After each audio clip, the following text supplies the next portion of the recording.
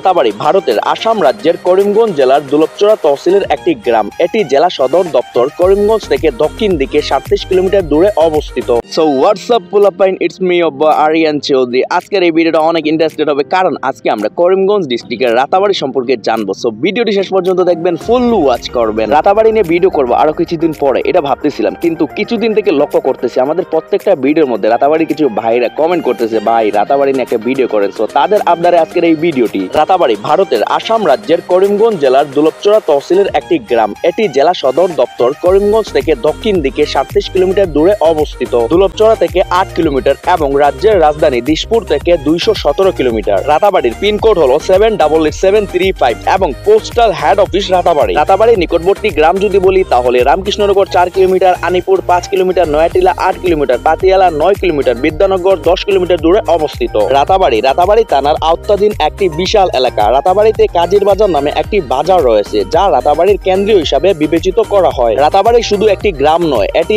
একটি বিশাল এলাকার নাম, একটি থানার নাম, একটি জিপির নাম এবং একটি নির্বাচনী এলাকার নাম। রাতাবাড়ির দক্ষিণে দুলপচড়া, পশ্চিমে পাতারকান্দি, উত্তরে নোয়ারপুয়া, পূর্ব দিকে লালা তহসিল দ্বারা বৈশিষ্ট্য। রাতাবাড়ির কাছের শহর যদি বলি তাহলে হাইলাকান্দি, ধর্মনগর, শিলচর। এই স্থানটি করিমগঞ্জ জেলা এবং হাইলাকান্দি জেলার সীমান্তে অবস্থিত। এবার যদি আমরা রাতাবাড়িকে জনসংখ্যা হিসাবে দেখি তাহলে এইখানে প্রায় 1,54,561 জনেরও বেশি মানুষের বসবাস। এই জনসংখ্যা যদি আমরা ধর্মের ভিত্তিতে দেখি তাহলে এইখানে হিন্দু 57%, মুসলিম 41%, বাকি 2% অন্যান্য ধর্মের লোকেরও বসবাস। রাতাবাড়িতে বেশিরভাগ মানুষ কৃষি ক্ষেত করে জীবনযাপন করে। তারপরেও এইখানের প্রায় পরিবারের ছেলেরা জীবিকা অর্জন করার জন্য ভারতের বিভিন্ন রাষ্ট্রে বসবাস করতেছে, যেমন মুম্বাই, বেঙ্গালুরু, হায়দ্রাবাদ বা অন্যান্য প্রমুখ জায়গাতেও আছে। রাতাবাড়ির কিছু প্রমুখ জায়গার নাম যদি বলি তাহলে রাতাবাড়ি, আনিপুর, রামকৃষ্ণনগর, দুলপচড়া, পঞ্চডালি, বসন্তপুর এবং দামছড়া। রাতাবাড়ির সাক্ষরতার হার হচ্ছে 62.71%। এইখানে আছে Ratabari junior college, Ratabari high school এবং রামকৃষ্ণনগর মহাবিদ্যালয়। এবার আমরা জানবো রাতাবাড়ি যাতায়াত ব্যবস্থা সম্পর্কে। বাই রোডের কথা যদি বলি তাহলে এখানে NH37, NH53 সাথে খুব ভালোভাবে জুড়ে আছে। এবার যদি রেলপথের কথা বলি তাহলে রাতাবাড়িতে তাদের কোনো বড় রেলওয়ে স্টেশন নাই, তারপরেও তাদের ছোট্ট রেলওয়ে স্টেশনটি আছে। তাদের মুখ্য রেলওয়ে স্টেশনটি হচ্ছে করিমগঞ্জে, যা রাতাবাড়ি থেকে 39 কিলোমিটার দূরে স্থিত। এবার উড়োজাহাজ আড্ডার কথা যদি বলি তাহলে রাতাবাড়িতে তাদের নিজস্ব কোনো এয়ারপোর্ট নেই। তাদের কাছের এয়ারপোর্টটি হচ্ছে শিলচর কুম্বিগ্রামে, যা রাতাবাড়ি থেকে 100 কিলোমিটার দূরে স্থিত।